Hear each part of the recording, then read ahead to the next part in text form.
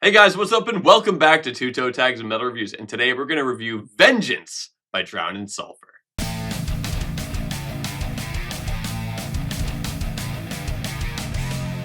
So we've been listening to this album non-stop for an entire week, and I'm going to open it up with the opening track. Underworld is the intro track of this album.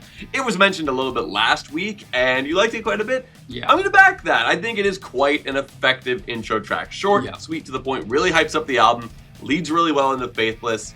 Pretty strong in it, and it gets you amped. Every time I hear it, I'm like, yeah, this is cool, here we go. And the intro of Faithless feels really good as well, but I feel like kind of as Faithless goes, I kind of start to hear the just another deathcore kind of sound in it. I'm like, okay, that intro and the way it started was cool, but as it went, I'm just like, kind of lost interest. Yeah, it just waned on me. That's pretty early on in the album for that to happen. However, the track right after that is the title track, which has a sick drum intro. That always catches my ear. Yeah. Really, really nice. And I like the syncopated parts that are happening in that song as well. Mm-hmm. I think aspects like those and moments like those in this album and in this band kind of lean a little bit towards like almost the Enterprise Earth style of deathcore that's going on right now. And I think that's pretty cool. It's a testament to what I think this band is capable of. Okay. Because I think they have a lot of really cool ideas, and I'd like to see more of them come out. And that especially goes with the guitar work. I think the guitar work is the pinnacle of this album. Great solos, great riffs, great little bits here and there. Like, I think that the guitar stuff is like on lock. You know what I mean? Like that stuff, you gotta come. Definite highlight for sure. 100%. I think a really good example of that is Seed of Hate, which is the single we checked out. We both loved it. I still love that track. The shreddy solos are awesome every single time I hear them. The groove being slower, it just, it's another example of what I think this band is capable of, and I want to hear more cool stuff that really is like, wow, catches your ear like that song. I love the screaming, Seed! Oh, yeah, like that's that back and so vocal. Love Really, that. really cool. Yeah. 100%. Good stuff. A few of the cool things I noticed, and I think, you mentioned it to me before, is the Veil of Deception and Absentia thing, where at the end of Veil of Deception, it has the melody of Absentia, and then the whole band comes in with that. I think that's really cool, and that's a really nice touch. Once again, another example of how creative this band can be. Yeah. Yeah, just to emphasize on that creativity. So in Veil of Deception, they play the song has its own melody, but they play the melody of the next song in conjunction with the melody of that song. They kind of play together, and it's just done so well and so clean. Just nice little touches, nice creative songwriting. I love that. Yeah. Now, after those two tracks is a song called Morning Star. Mm-hmm. Now, when I heard, these two kind of melodic back-to-back tracks and then Morning Star afterwards, in my mind, it felt like a logical ending for the album. Like, it kind of felt like, like this is where it ends. You got the two melodic ones and then the big explosion at the end. But then there's another track after that, Inferno, which every time I'd hear it, I'd be like, why is this here? It didn't really add anything. It didn't really change anything. It didn't really serve any purpose as a closing track to my ear. Now, I wouldn't cut it from the album, but I would reorganize it and probably just put it elsewhere and have Morning Star be the closer. I got you. So, it's not that Morning Star is horrible and you want it off. It's just Inferno. Morning Star felt like should have been the last track. Yeah, so I would have maybe put Inferno a little bit earlier in the album. Gotcha. And then have Morning Star closer. Yeah, it's weird how you can have a perception like that where like track placement and album endings and stuff can kind of throw you off a little bit. I didn't have that feeling particularly. I thought Morning Star is probably the weakest song of the album for me. It kind of just came and went. But I felt Inferno was fine as a closer. I didn't think it was super like closer friendly or anything, but it was fine. It didn't do anything. Idea.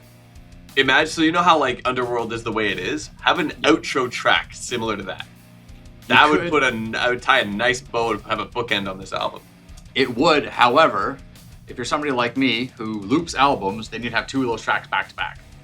And that, well, I mean, that's the thing. Like, it can turn into something that can be problematic. I see what you're saying, and I like that bookend kind of theme, but I wouldn't do that for this album. I mean, I guess. I don't think it would add too much to it, because I think the album is actually quite concise. It is. Like, I feel like there shouldn't really be any tracks cut from it, because then it'll kind of like, you'll feel like something's kind of missing. I just think maybe it could be a little bit reorganized. It could be. So, you talked about the riffs. You talked about the solos. Those are all great on this album. Yeah. I want to highlight the drums a little bit. You did mention the the intro of Veil of Deception. Awesome. You mean Vengeance? Vengeance. Awesome. They both start with a V, so I got confused. That's fair. But I guess sticking with Vengeance, with that drum intro, there's other cool drum stuff that I liked about this song too, and that's the chorus and how the drums are building up during the chorus. Because he's doing like, from my ear, from what I'm hearing, like starts off doing like single shot snares, then he moves into double shot snares, then he goes into a blast beat, then it builds into kick drum, like double bass, and then faster double bass, and it's just, there's like a progression of like rhythm just growing. And I just really like that. It's something that I was really captivated to. Where other bands, it kind of feels like they just do one beat here, one beat here, one beat here, one beat here. This felt like a progression of the same beat, and like a growth. I thought that was really cool. And that's a big part of, composing your parts as a drummer, to be able to transition between your parts really smoothly and well. Exactly. And just to kind of piggyback off that at the same time, one of the reasons I did like Inferno as a last track, number one, the riffs are great, I thought. But number two, the drumming again in this song, in the middle of the blast beats, he kind of just stops and throws in single strokes and then goes to blast again, and he just breaks it up, you know what I mean? Like, it's not just straightforward blast beats. You can tell he's trying to give the song character, and he's adding flair, and he's adding dynamics, and he's doing all sorts of things. And I really like that. That's something that catches my ear, and whenever I hear something that it deviates from just standard stuff, that's what I like to hear. And I feel like the drums do a good job on that throughout the album. Mm-hmm. One more thing, and this is something that both Vengeance and Veil of Deception had in common, and that's something that I like to notice when I'm listening to the metal, and that's anvil strikes. These songs had anvil strikes in them, and I don't know if that's the correct term or whatever, that's just what I call them, but it sounds like somebody striking an anvil, so that's, I think, a fitting name. But yeah, both those songs have that, and I thought that was awesome. Good stuff. Two more songs I want to talk about. Silence and Scarlet Rain. Okay. So both those songs I think are good songs. Silence has this black and tremolo, evil sounding riff, and Scarlet Rain's got some clean vocals in it. So they both have kind of elements that make them stand out. The things that stand out for these songs the most for me, though, is I think they have the best solos on the album, with Scarlet Rain peeking out on top. I just really like the solo. It stood out every single time it came on. And, it's just, the guitar work on this album is, really, really good. It's really tasty. It's really ear-catching and just well-done stuff. Yeah, I really like the solo in Silence as well, and I really like the double kick going real fast right behind that as well. I thought that was a really nice touch. What did you think about the clean singing they introduced in that song? In Silence? Scarlet Rain. Scarlet Rain. Totally fine. Like, I welcome that, and I think it's another example of the variety that this band is capable of. Yeah. And we heard that on the last record with Lotus as well, which was definitely a highlight track from that record. So I wouldn't be opposed to hearing a little bit more sprinkled throughout the album, just to give it a bit more of that vocal contour. Mm-hmm. In fact, with Silence, I would have loved to hear kind of like a Periphery style, like scratchy, harshy, clean kind of screaming in the chorus. Because when I hear that kind of, guitar backing that harmony, I'm like, I can totally hear that style of vocal working really well behind that. Yeah, I can see that. I would be a little bit apprehensive about them overdoing it, but I don't think they would. No, it's like, I think it's the kind of thing where, you sprinkle things here and there. Yeah. And this seems like a band that's really good at doing that. Yeah. They really know how to not push things too far and how to really be, I guess, careful and tasteful with where they put all their elements. Like their pinch harmonics, for example. Some bands overdo pinch harmonics. I love pinch harmonics. I always have them. They're just so, ugh. But if bands do it too much, I still like it, but it's like, it feels like overkill. Mm-hmm. Drown in Sulphur, for example, they just throw them in all over the place, but they feel like they're in the right spots. Yeah. And it never feels like they're doing it too much. And that's a good, it's a testament to good songwriting, I would say. Yeah, for sure. So with all that said, I think I'm ready to rate the album. Yeah, let's rate it. Okay.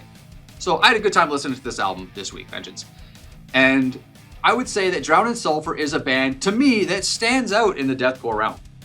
I feel like they have certain elements that other bands have. Like they have a bit of an electronic element, like you'd hear from like Rite of Sacrifice. They have a blackened element that you'd hear in bands like maybe Mental Cruelty or Carnifex.